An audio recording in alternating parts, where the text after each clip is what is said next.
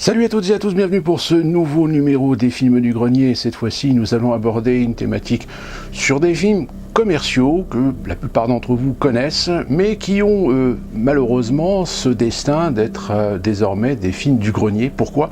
Tout simplement parce que ces films font partie d'une franchise et ces franchises, tout d'un coup, se sont arrêtées. Elles se sont arrêtées pour différentes raisons et vous allez voir que parfois le business du cinéma a ses règles qui font que malheureusement les fans de ces séries de films, de ces franchises, de ces licences, restent finalement sur leur faim. Ce sont les franchises arrêtées, c'est tout de suite dans les films du grenier. Alors la première franchise que nous allons aborder et qui pour l'instant est toujours à l'arrêt, c'est celle qui concerne l'adaptation du roman de Philip Pullman. Le roman de Philip Pullman, c'est The Golden Compass. Golden Compass, c'est le fameux film La Croisée des mondes dans son titre français.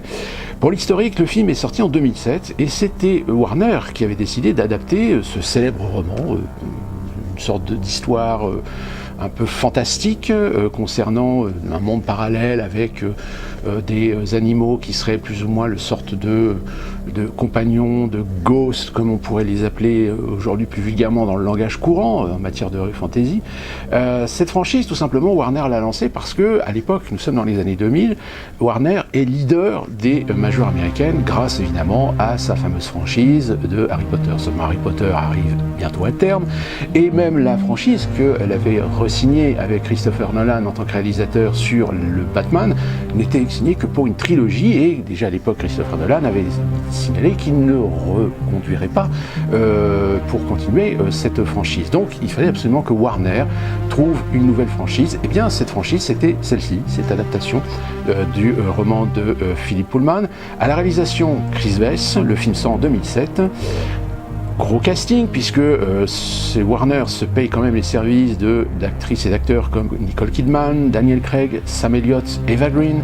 Sauf que le film sort et fait déjà une polémique aux États-Unis. Il fait une polémique tout simplement parce que dans le roman, on ne peut pas s'empêcher de faire l'assimilation avec la religion catholique, puisque dans le film, il s'agit d'une controverse sur la liberté des termes concernant la religion et le fameux magisterium que l'on trouve dans ce film et dans l'histoire et dans les romans, a été un petit peu décrié dans le sens où on a trouvé peut-être une sorte d'assimilation à la religion catholique, ou tout du moins dans le passé ou dans l'histoire de la religion catholique, sur l'abus de pouvoir, sur les influences. Donc malheureusement le film partait très très mal donc à cause de cette polémique aux États-Unis.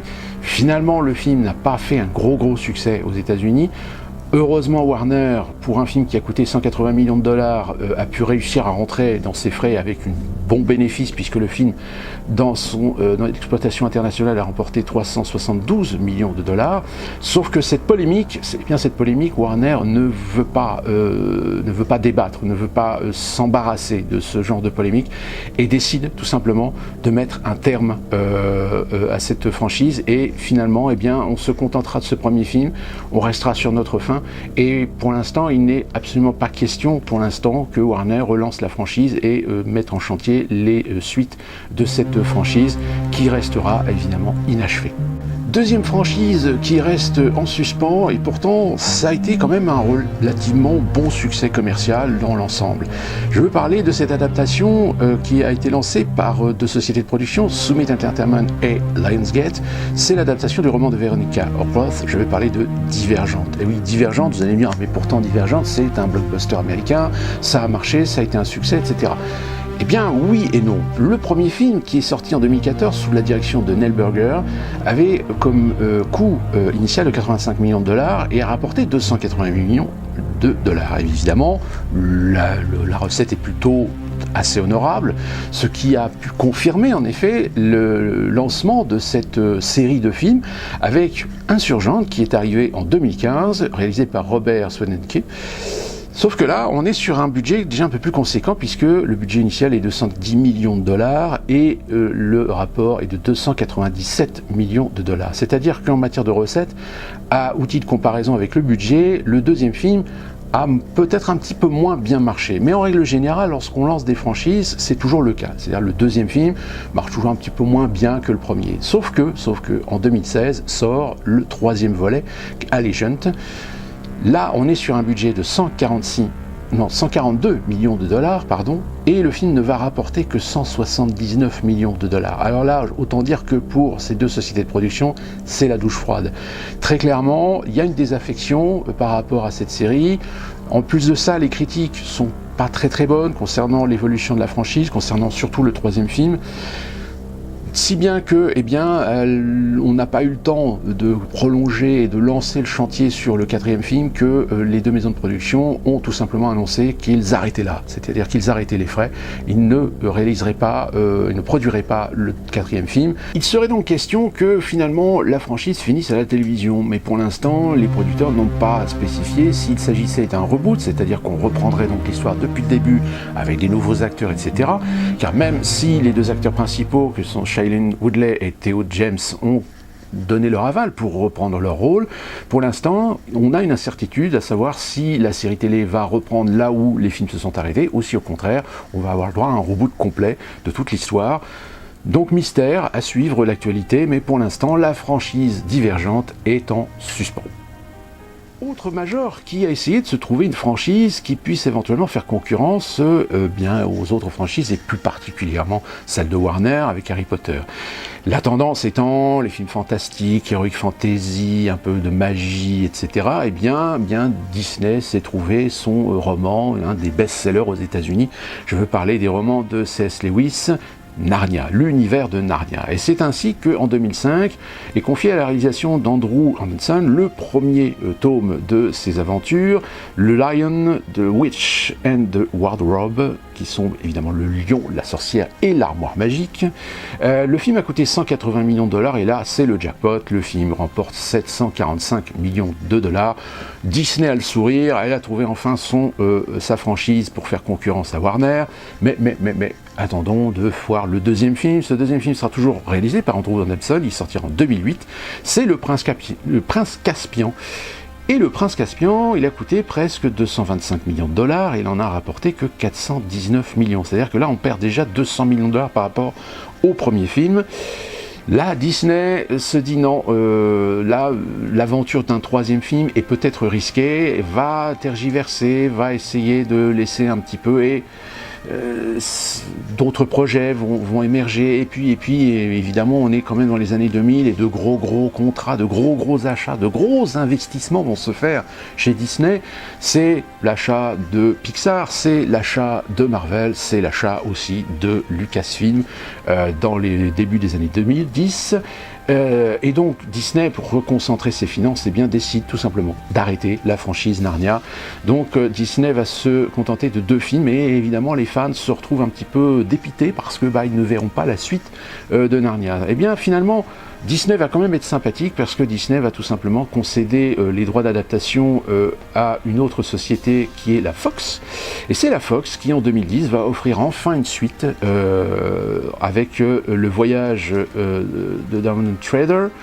Le film a coûté 155 millions de dollars et il en a rapporté 415 millions. Et la Fox, malgré une réalisation de Michael peut-être va également se poser la même question que Disney, c'est-à-dire que là, le rapport, même si le film est rentable, même s'il y a un bénéfice, le succès n'est pas forcément au rendez-vous et les critiques ne sont pas forcément très bonnes. Et donc qu'est-ce qui se passe ? La Fox décide d'arrêter et ne continuera pas la franchise. Et tout du coup, évidemment, malheureusement, Narnia se retrouve un petit peu coincé dans les limbes de l'oubli et les fans peuvent encore attendre. Et peut-être un espoir. Et oui, même si la franchise pour l'instant est à l'arrêt, l'espoir, il viendrait de Sony. Sony qui a repris le flambeau et qui a annoncé un réalisateur en début d'année, ça serait Joey Johnson, donc qui serait à la réalisation du 4e volet de Silverchair, des aventures de Narnia. Je rappelle, l'ensemble de la série des films, c'est 7 romans, donc 7 adaptations, donc on est actuellement à la 4e. Sauf que le problème, c'est que depuis l'annonce du réalisateur par la Sony, on n'a pas grand mouvement en ce qui concerne le tournage de ce 4e film, donc il va falloir patienter. Peut-être que le calendrier prévoira une sortie en 2018, si ce n'est pas repoussé en 2019, mais pour l'instant, évidemment, la franchise reste encore plus ou moins en suspens, parce que Sony, même s'il a annoncé le lancement d'une production, il n'y a pas encore véritablement de date sur le tournage de ce film. Donc voilà, 3 exemples de franchises qui sont quand même symboliques parce que elles sont symboliques à plusieurs titres. Plusieurs titres, pourquoi? Tout simplement parce que on se rend compte que les grandes majeures américaines sont quand même soumises à des impératifs financiers et sont soumis aussi à la crise. C'est tout simplement le fait qu'il ne suffit pas de claquer des doigts pour adapter des best-sellers, des romans qui ont été des gros succès, surtout auprès d'un public adolescent, pour se garantir un succès et une franchise confortable. La preuve en est, c'est que ce sont quand même des titres, ce sont quand même des romans qui ne sont pas des petits romans, ce sont quand même des best-sellers, mais qui malheureusement n'ont pas su convaincre.